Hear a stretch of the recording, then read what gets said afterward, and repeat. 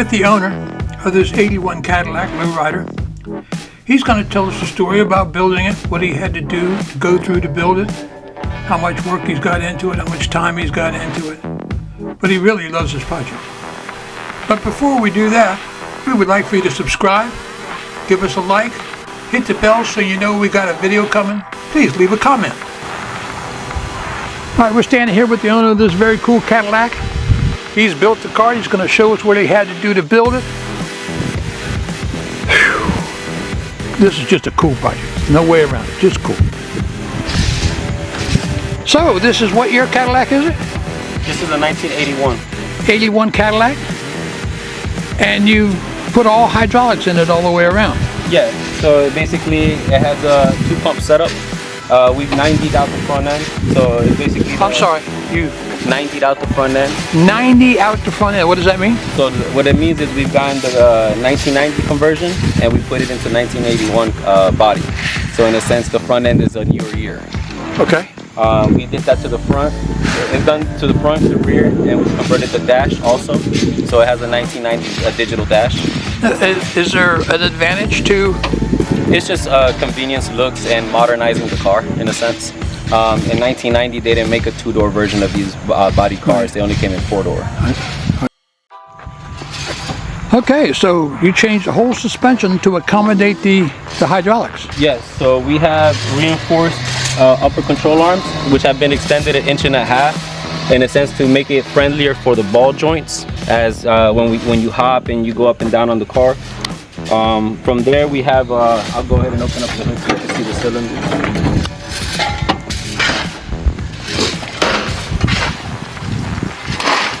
Car stuff. So these are the hydraulic cylinders that do everything. In a sense, they're connected to the frame of the body and to the suspension itself. When you hit the switch for the front end to go up, what it does, it extends and it puts pressure on the spring. In a sense, lifting the front end off the ground. Okay. What is this hanging out the back? This right here is a quick disconnect. So in a sense, if you have a power surge or anything electric-wise that can cause a fire, you run here and you disconnect this to cut the circuit. Safety feature. Good deal.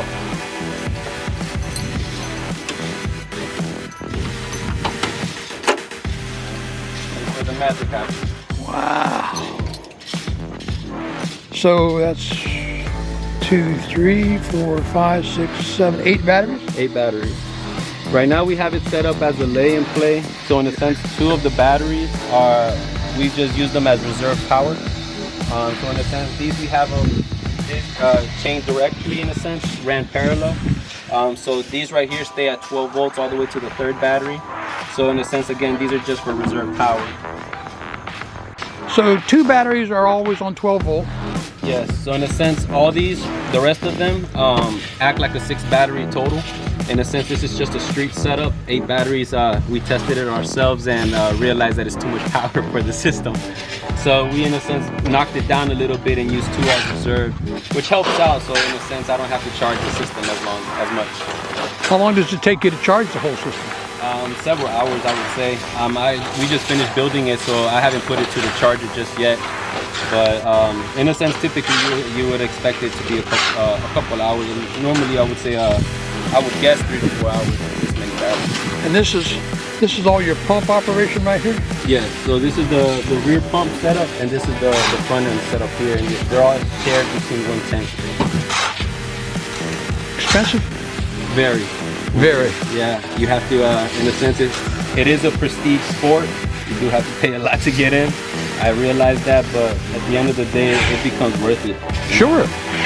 You enjoy it, you see a little kid on the street, it reminds you of you, you hit the switch, you see the smile on their face, it's priceless, you know? I got it.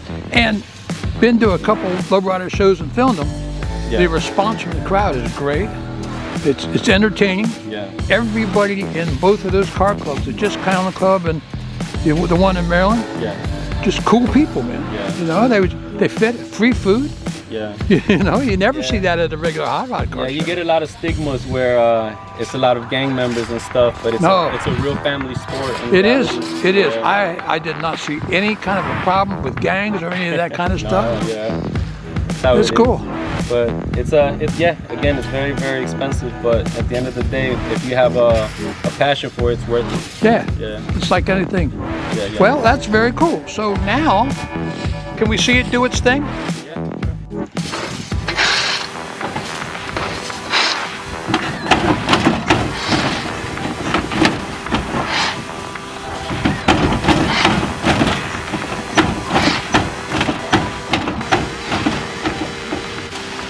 All right, that's very cool because we get to see a project that's in progress.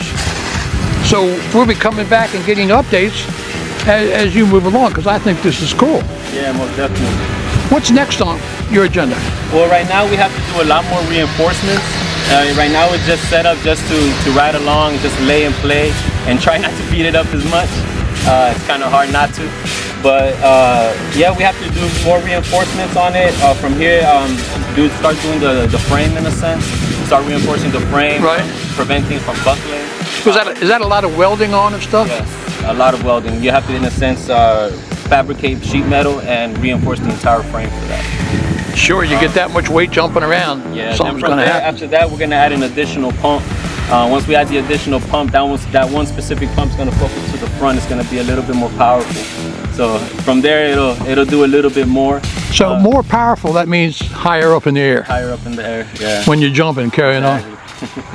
And then, do you have custom paint in mind for it?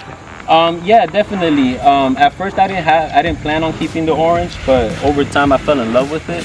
So I'm gonna redo a similar type of tangerine orange, but a candy type of color. I want to have it with a sunset type of pearl, so when right. the sun hits it, you see a lot of gold flicker off of it. But from there, yeah, we're definitely gonna cut the roof off and make it a Le Cabriolet conversion. So it's gonna be a convertible. We have a friend here, Topless.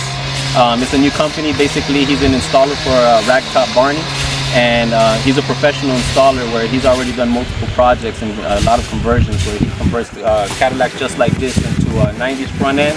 He does reinforcements and he does convertible conversions. So I would highly recommend following him on Instagram. What's the name of it then? The name is Topless, but it's spelled 70L3SS. Okay.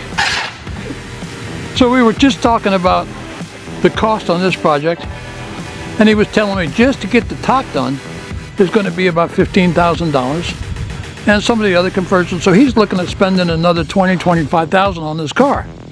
I said, man, you're going to need a part-time job, and this is what he said. I said, I do well for myself. I got motivation from my family, and I was able to complete college.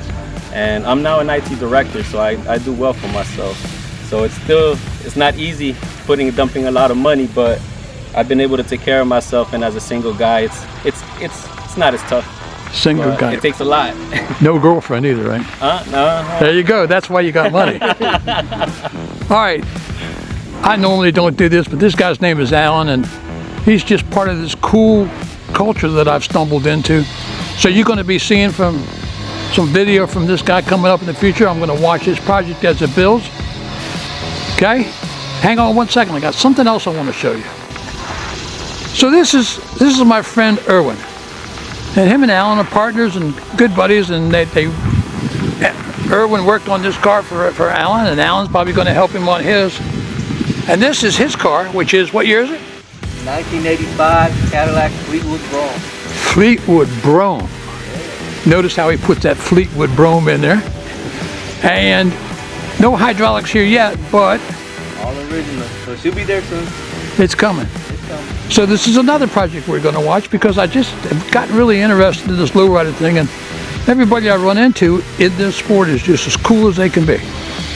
So keep on watching the Talkn About My Car show. You're going to see progress on both of these cars. They are making me come to this Cadillac and operate the hydraulics. Yep. I was like, no, it's going to break as soon as I touch it because that's the way it all goes with all my cars. But I'm going to do it, so here we go.